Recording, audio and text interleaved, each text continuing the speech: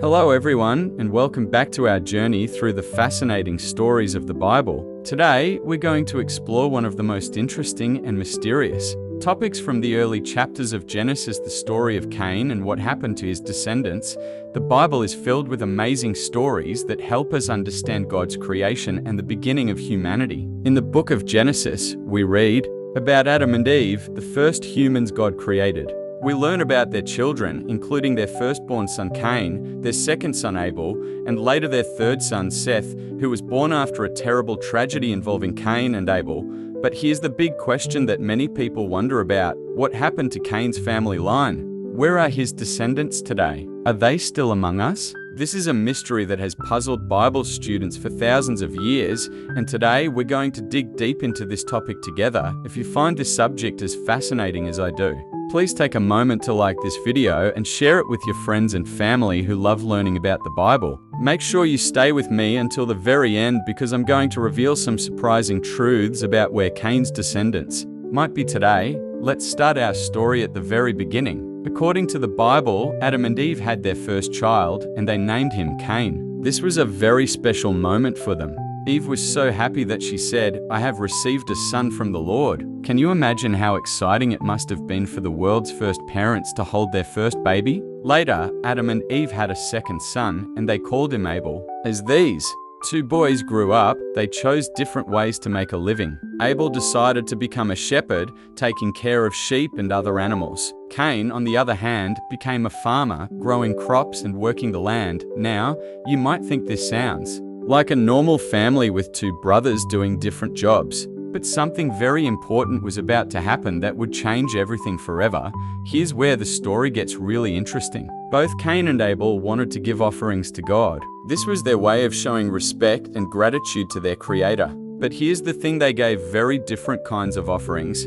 The Bible tells us in the book of Hebrews that Abel gave his offering by faith, and it was better than Cain's offering. But what made Abel's sacrifice so special? Let me explain. This in simple terms: Abel was a shepherd, so he chose the very best animal from his flock, probably a perfect, healthy lamb without any problems or sickness. He gave God his finest animal because he wanted to honor God with the best he had.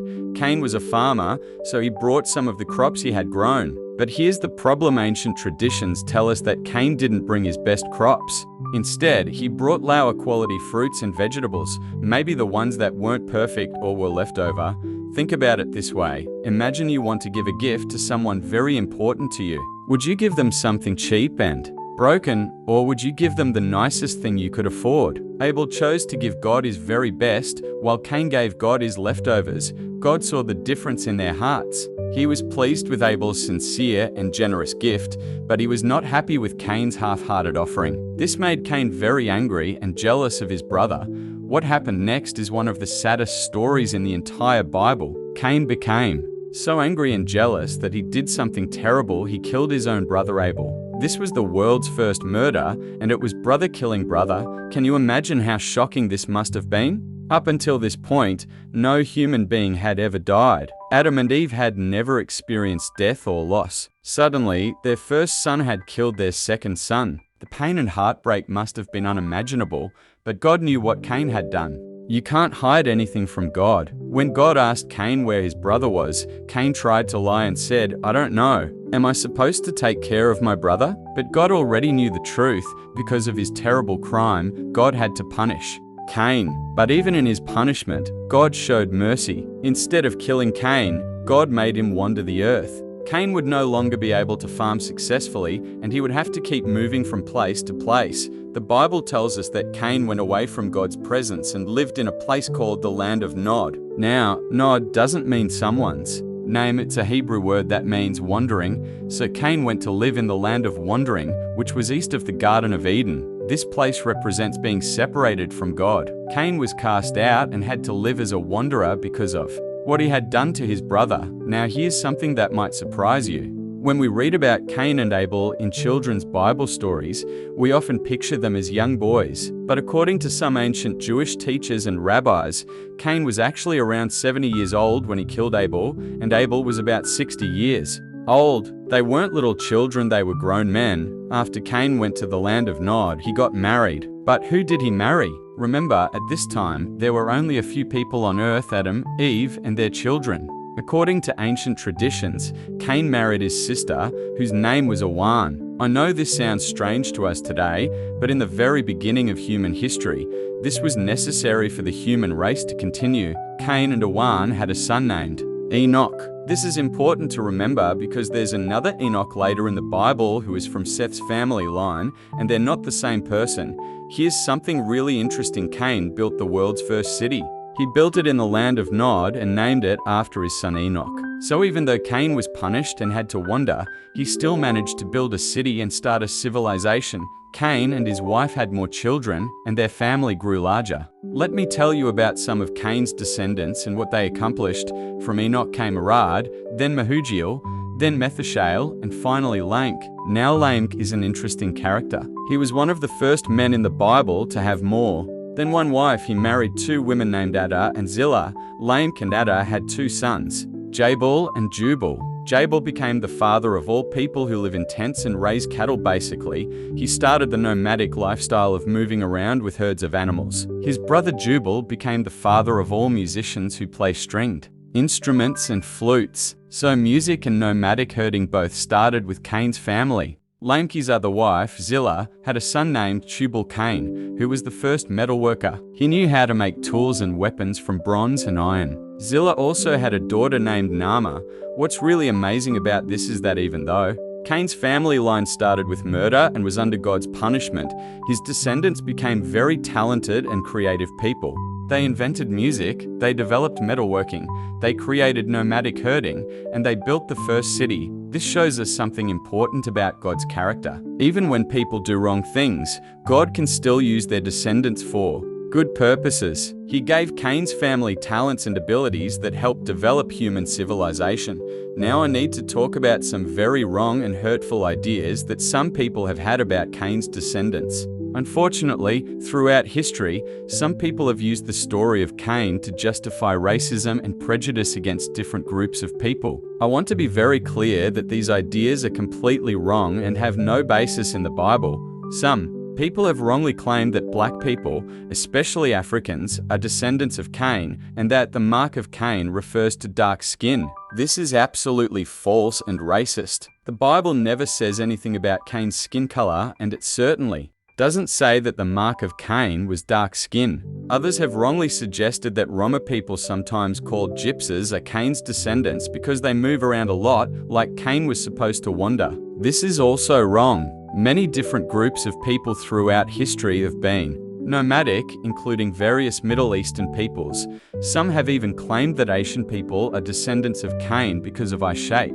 This is also completely false and based on prejudice, not on anything the Bible actually says. These wrong ideas have been used to hurt and discriminate against people, which is the opposite of what God wants. The Bible teaches us that all people are created in God's image and are valuable to Him, regardless of their race or ethnicity. So now we come to the big question: where are Cain's descendants today? This is where things get really interesting, and there are actually different views about what happened to them. Some Bible teachers believe that all of Cain's descendants were completely destroyed in the Great Flood. According to this view, when God sent the flood to judge the world's wickedness, every single person from Cain's family line died in the waters. Only Noah and his family survived, and since Noah came from Seth's line, Adam and Eve's third son, these teachers say that Cain's bloodline ended forever. This view suggests that after the flood, all of humanity came only from Seth's descendants through Noah's family. If this is true, then there would be no descendants of Cain alive today at all. However, this view might not tell the complete story. While it's true that Noah himself came from Seth's family line, we need to think about something very important. What about the women? Here's what we know for certain from the Bible. Noah descended from Seth, and his three sons Shem, Ham, and Japheth also carried Seth's bloodline through their father. But here's the key question that many people don't think about. Where did the wives come from? The Bible tells us that Noah had a wife, and each of his three sons also had wives. That's for women total who survived the flood on the ark. But here's the fascinating thing: the Bible doesn't tell us which family lines these women came from. We know about the men's ancestry through their fathers, but we don't know anything about the ancestry of the women. Think about this carefully. Noah's wife could have been a descendant of Cain. We simply don't know because the Bible doesn't give us her family tree. The same is true for the wives of Shem, Ham, and Japheth. Any one of these four women could have carried Cain's bloodline. This is incredibly important because in those days, just like today, children inherit traits and heritage from both their mothers and their fathers. So even if Noah and his sons carried only Seth's bloodline, their children would carry a mixture of whatever bloodlines their mothers brought to the family. The Bible gives us a clue in Genesis chapter 6, verse 1, which says, "And it came to pass, when men began to multiply on the face of the earth, and daughters were born unto them." This short verse is actually very important. The word used here for men is the Hebrew word Adam, which means all of humanity, both the descendants of Cain and the descendants of Seth. What this verse is telling us is that as time went on, all the different family lines began to mix together.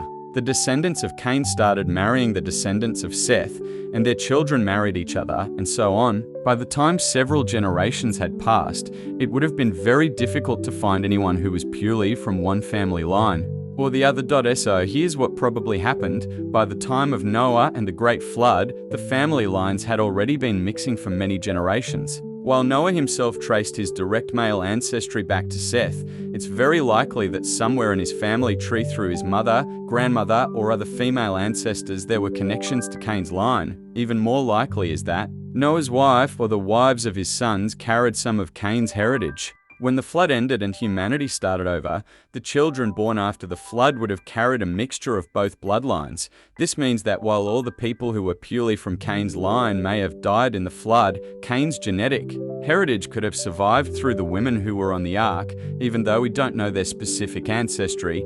Here's the amazing truth that answers our question: Cain's descendants are everywhere. They're not a separate group of people living somewhere far away. If the family lines mixed together before the flood, like the Bible suggests, then all of us today carry the heritage of both Cain and Seth in our family trees. This means that the descendants of Cain are scattered all over the earth, mixed together with the descendants of Seth, because we're all descendants of Noah's family. We all come from the same original parents, Adam and Eve, and we all carry the mixed heritage of their different children's family lines. In other words, Cain's descendants aren't hiding somewhere, they're right here among us. They're part of all the different races and peoples of the world. Some of your ancestors might have been descendants of Cain, and some might have been descendants of Seth, but we're all part of the same human family. This truth teaches us some very important lessons. First, it shows us that we can't use the story of Cain to justify treating any group of people badly. We're all mixed together in one big human family. Second, it reminds us that even though Cain did something terrible, God didn't give up on his family line. He allowed Cain's descendants to develop amazing talents and abilities that helped all of humanity. Third, it shows us God's mercy. Even when people do wrong things, God can bring good out of bad situations. He can use even imperfect people to accomplish his purposes.